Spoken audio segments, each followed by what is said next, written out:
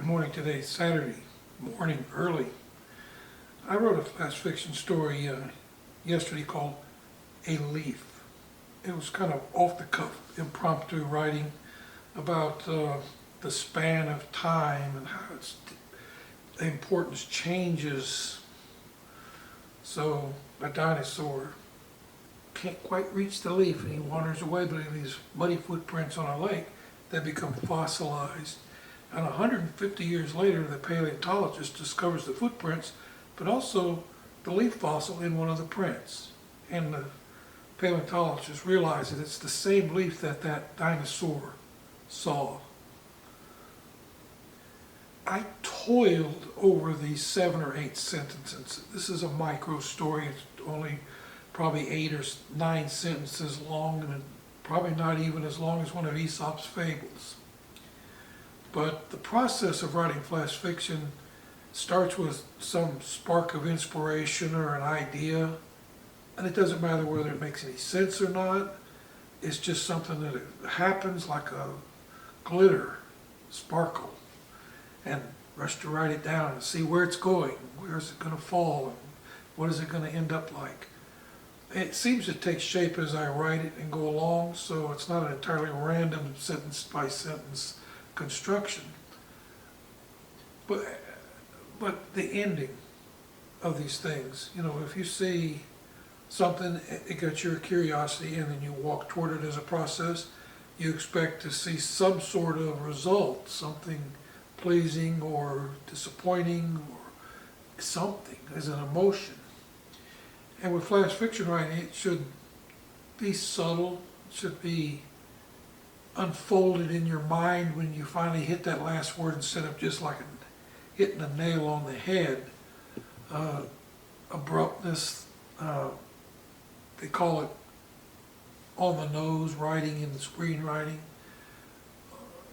It should inspire some sort of personal thought and hopefully have some semblance to what the writer had in mind, at least in the same ballpark. Everybody's ideas about things are different, flavored slightly one way or another. So I don't expect someone to have the exact same emotional feeling that I did when I wrote it, but we're human beings, and people smile across the world and they frown across the world over similar things.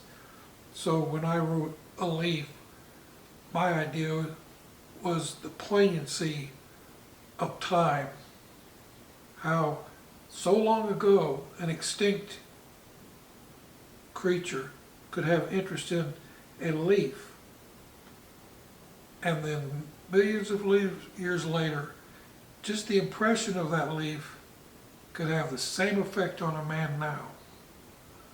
So I'm looking backwards in time to get the reference, but can you imagine looking forward in time when a future paleontologist finds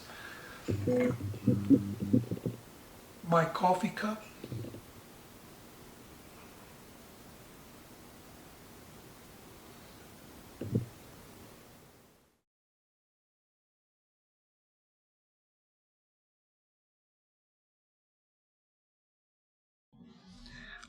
A leaf. Clouds obscured the sun, but Diplodocus didn't care.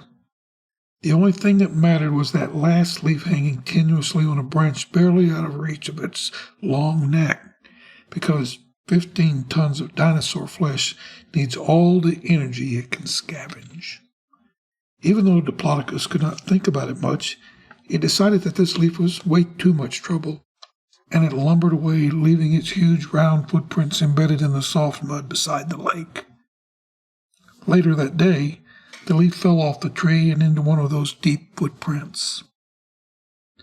150 million years later, while I was hiking through the high desert in Utah, I stumbled on a weird round shape in the rocks.